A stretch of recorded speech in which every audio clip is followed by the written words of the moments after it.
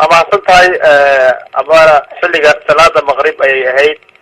kadib markii gaari ay saarnaayeen koox ciyaartooy ah oo markaasi ka soo baxay magaalada Muqdisho una soo socday degmada Afgoye gobolka Shabeellaha Hoose ay rasaaseeyeen kooxo markaasi taagnaa wadada waxaana inta badan goobta ay ka dhacday la sheegay inay ahayd halka loo yaqaan calamada oo inta badan ay u badan tahay meel ay ciidamada istaagaan halkaasi oo sidoo kale u dhow control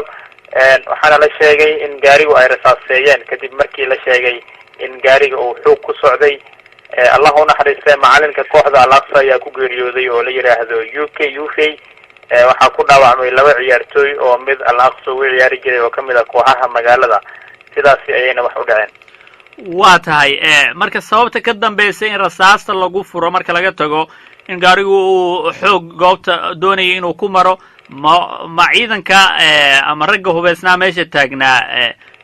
qaabcanka ay ama sababta ay u taagnaayeen maxaa lagu sheegay ma dhacbay geysanayeen ma goob jagboonta ay ahayd maxaad ku maqashay waa maasantahay waxa xusud mudan in tan iyo markii canshuuraha laga joojiyay guud ahaanba gobolka iyo degmada Afgoye waxa soo badanayay dhibaatooyin ciidamo geysanaya kuwaasi oo inta badan habeenadii maqribka kadib wadooyinka istaagaya dhac u geysanaya gawaarida halkaasi maraysa hadii baabuurtu ay iska fahmi waayaan waxa markaasi lacag ay u baahan yihiin tani inta badan waxa la leeyahay ciidamo ayaa rasaas ku soo furay xilli gaariga uu socday inkastoo aan la heli karin xaqiiqda dabcan sababta keentay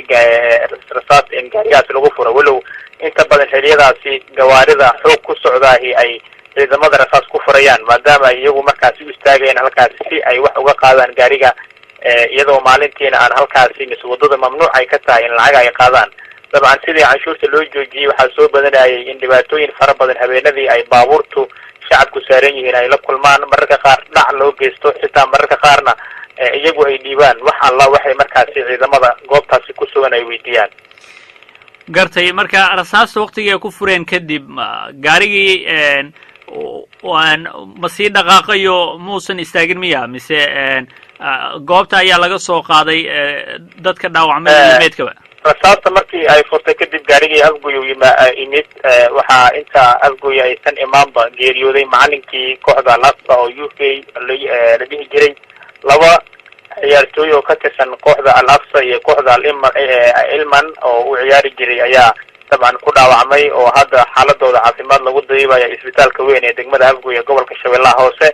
marka xaaladda guud dabcan hadda waxa la leeyahay kooxda labadaasi qof ayaa dabcan ku dhaawacantay waxaana ku geeriyooday macalinka kooxdaasi mid kamid ah baada sportiga oo la xiriiray waxa uu sheegay in ilaa hadda sidoo kale aysan jirin wax markaasi war oo ka soo baxay arrimahaasi walow baabuurku ay rasaas ku soo fureen ciidamo taagnaa goob markaasi kamid ah wadooyinka qaybta calamada oo halkaas inkastoo control aan ahayn laakiin mararka qaar waa goob ay istaagaan ciidamo hal mise laba mise saddex oo iyagu dhac iyo mararka qaar lacag weydiista gawaarida wadada maraysa